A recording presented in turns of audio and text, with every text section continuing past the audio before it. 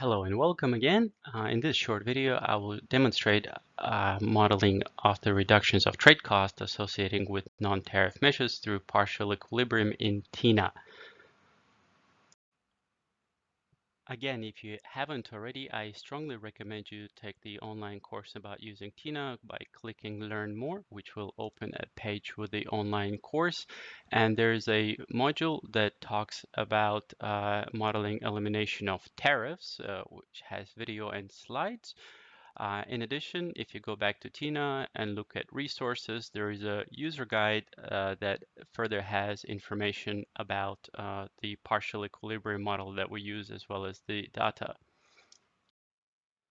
Now, the good thing is that the underlying technical paper that we use to build the partial equilibrium model in TINA specifically mentions the non-tariff barriers, saying that essentially the results are equivalent to tariff simulation. The only thing it's missing is the ad valorem equivalence of the non-tariff measures that are thankfully available now, as I'll show you.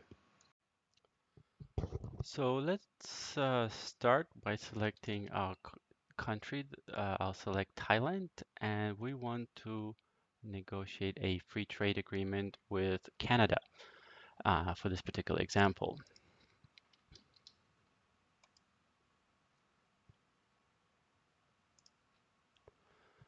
Now, normally, if you recall, if you want to generate a negotiating list, you have a filter of here percentages. Consider products of which tariffs exceed a certain percentage. Very similar, this is the new module we have here. We have NTMs, but instead of the tariffs, we have the AVEs of non-tariff measures.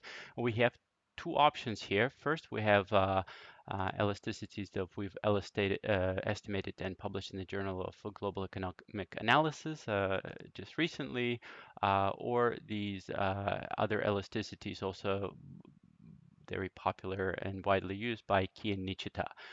So I'll leave our elasticities as default and generate negotiating list. Now, everything is the same except now instead of tariffs, we have the tariff measure ad valorem equivalence exceeding 10%.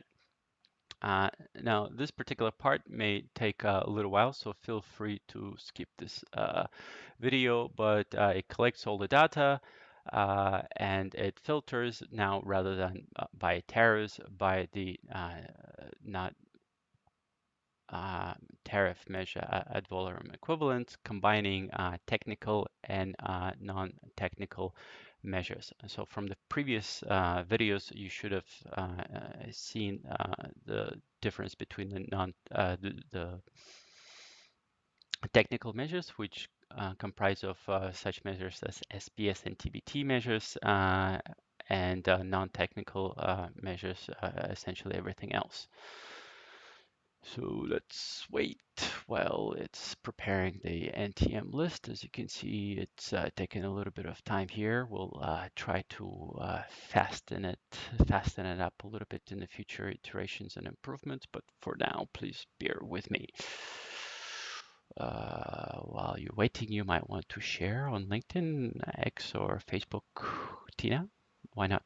Okay, so here we can see, again, very similar to before, but instead of the tariffs, we have now AVEs of technical and non-technical measures.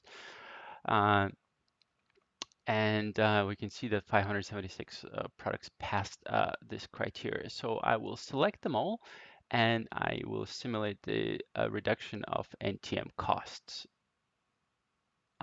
So if you click on the advanced simulation settings, you can set the supply and substitution elasticities. Again, this has been covered in a previous lecture, so on partial equilibrium, I strongly suggest you look at it.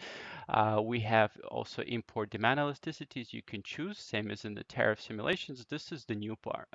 So the reduction here, because as you'll hear in the other lectures previous to this, as well as the technical supplementary readings, the goal is really not to remove NTMs because some of them can be very important for sustainable development, but the goal is to reduce trade cost associated with NTM. So we model here a 10% reduction of trade costs associated with NTMs, but you can select any other number that you like. We also lump together technical and non-technical measures, but if you're only interested, for example, in non-technical measures, this will be recalculated, or the other way around, you can select just the technical measures and leave out the non-technical measures. So I leave them both for now, just for the demonstration, and submit and simulate. And again, this may take a little bit more time, but it will now assume that the AVs of non-tariff measures are equivalent to tariffs, and let's see what goes from the current NTMs of ad valorem equivalent MTMs of 113.59%, 10% reduction to 102%, and we can see that for this HS code, the trade will increase by 55% and so forth. So this is it. Thank you very much. If you have any questions, please feel to reach out. I wish you the best with your studies and modeling. And if you have any questions, please let us know or suggestions. Thank you.